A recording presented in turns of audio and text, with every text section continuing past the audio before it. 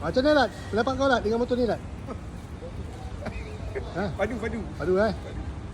135 main-main Nampak. Y6 lah, aku perlu belakang je. Okey, sekarang ni dekat RNR Jejantas. Belum. Air Keruh sebelum Jejantas. Sekarang ni, tadi aku dah isi minyak, dah penuh. Isi dalam top up dalam 5 liter. Dia kurang 2 bar. Lepas tu, temperature ni.